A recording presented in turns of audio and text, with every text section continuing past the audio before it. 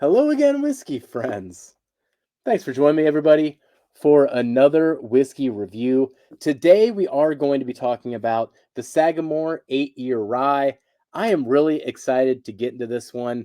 It took me a while to crack this bottle. It has been on my shelf for quite some time, and everyone keeps putting it on their end of year lists. And I'm like, oh no, did I wait too long on this one? So, what we're going to find out in today's video is if I would have reviewed it in 2023, would this have been in my top 20 pours of 2023.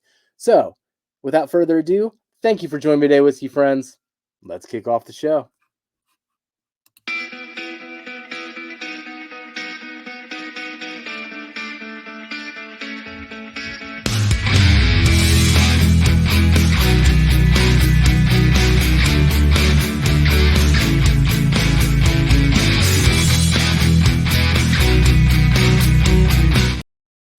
All right. For today's review, hey, I got this in a Bourbon Junkies glass, so cheers to Dan and Sean. And with this 8-year Sagamore Rye, specifically this one, I bought at the distillery back in September, and it has just been sitting on my shelf, waiting for some attention. And then over the course of December, I just heard more and more people praise this bottle. So I was sitting there last weekend, like, you know what? I need to open something new. It's finally time to dive into this. So I have been having fun exploring this one over the course of the week so that I could do this review with you. So let's pull up the stats on this particular bottle. What we are looking at here is the Sagamore 8-Year Rye. They are getting this specific rye whiskey from Indiana, so this is most likely an MGP product.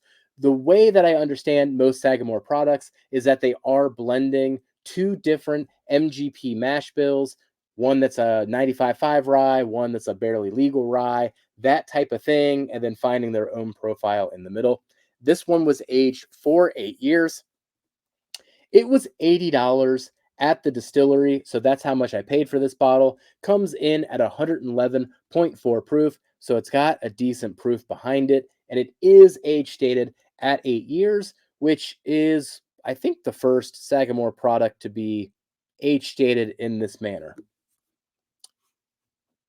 So now let's get into the scores and the tasting notes, and let's see. Had I reviewed this thing just a few weeks ago, would it have been in my top 20 of 2023? So for this, we're going to go through the process, through the nose, through the palate, and then we're going to see the final scores. So cheers, everybody. Thank you for joining me this far.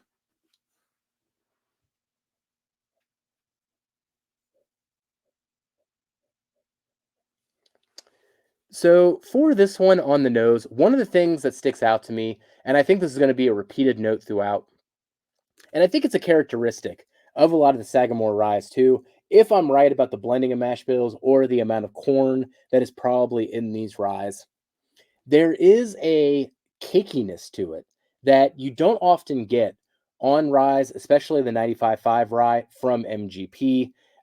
For me, it comes across as a coffee cake. If you picture one of those coffee cakes with all of that sugar crumble on the top of it, that's all bundled up. It's got those mounds of sugar. You know what I'm talking about. Uh, that would essentially be drizzled in like a caramel reduction, and that's probably the main flavor that I'm getting off the nose. Now, off to the side, there's a whole lot of fruits going on. There are some baked apples going on, some baked cinnamon apples. I do get some oak, so the age statement does stick out. And then on the very tail end, there's just this hint of it. It's almost this mintiness. I almost want to describe it as a York peppermint patty, even in terms of the mintiness that I get just in the background of the nose. All right. So when it comes to the nose there, enjoy the nose quite a bit. What's not to like about everything I just described?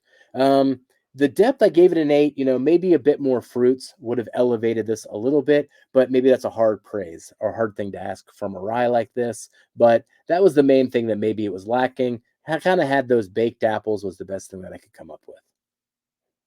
All right, let's get in the taste.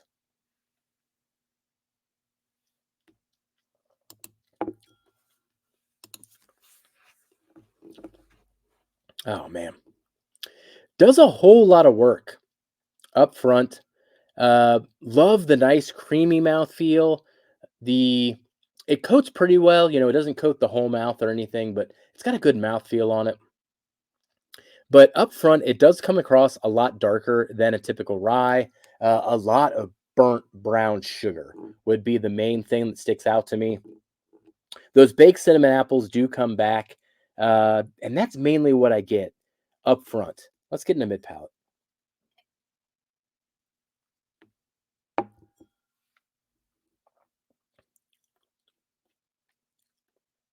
Hmm. Man, this is where it gets interesting. It actually plays out a little differently than I would expect. Mid palate, it brightens up more than I would expected. Those apples really do take over, and that mint becomes more prevalent that I said it was kind of hinting at the on the nose. But what's interesting is a lot of berries start coming through. So the fruits kind of escalate there between the apples and the berry flavors. I ultimately, though, as it transitions, I mean, it goes through a few different transitions there. I start settling in on an orange creamsicle as orange becomes the dominant fruit. And then there's just this wave of like a vanilla cream all at the same time. Um, the coffee cake does emerge right at that transition to the finish. So it does darken up by the time it gets to the finish. But I guess mid palate, yeah, it's just kind of brighter than I was expecting it to be, but a whole lot of delicious flavors there. Uh, so kind of an unexpected path, but all of it good.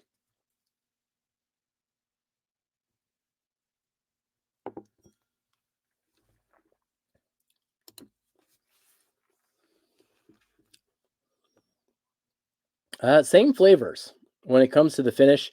They pretty much carry through the coffee cake, the vanilla, the orange creamsicle. That's all kind of the same. That even that hint of the York peppermint patty, um, with a hint of chocolate there, that's coming through right now on the tail end of the finish. The finish has these waves and just keeps going. Like I'm still getting it now, and now I'm at that York peppermint patty phase side of it. It's very, very interesting in those regards. So, to summarize here, when it comes to the flavor profile, I'm mostly concentrating on the coffee cake, the abundance of fruit, but particularly a orange creamsicle that emerges, and then the York peppermint patty that comes in and out of the entire experience. So when it came to the balance of this blend and the value, I ended up giving the balance a 9. I debated an 8 or a 9 on this one. I think for the flavor score, it never quite escalated to the point where I went, that's really good. It was just like everything that it did was like, that's good. But it never took it to that next level for me. But when it comes to then just the complexity and the consistency, though, I was like, I ended up giving it that 9.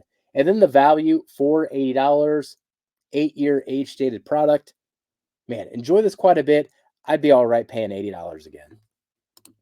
So to summarize here, we ended up with a flavor score at an 82.5, an experience score at an 86, and a value score 100. I got all of those points. So ultimately, where that lands is the score of an 86 out of 100. And gosh darn it, if it wouldn't have been in my top 20 if I would have reviewed it in time. Such a shame. Really, really good rye. Would have ended around the fourth or fifth graded rye for the year. When it comes to whiskeys overall, it would have been 12th out of 70. And where it stands in general is 28 out of 129 whiskeys that I have scored all time. So still an upper tier pour, something to keep an eye on of. If you haven't heard it praised enough and you're still waiting to pull the trigger on this one, I would definitely recommend it. It's going to live up to the hype if you like ryes, but just keep in mind it is kind of a unique rye for what it is. Just the fact that it is the MGP still, but seemingly a blend of them with some decent age behind it. It goes on a different journey than you might expect for something that's age stated 8 years and for something that's an Indiana rye. So I think that's the other thing that kind of intrigued me about this whole thing is it doesn't travel down the path that I expected, and it just carved out its own niche in the rye category.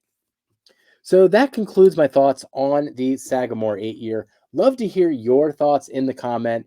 If you tried this pour before, what did you think?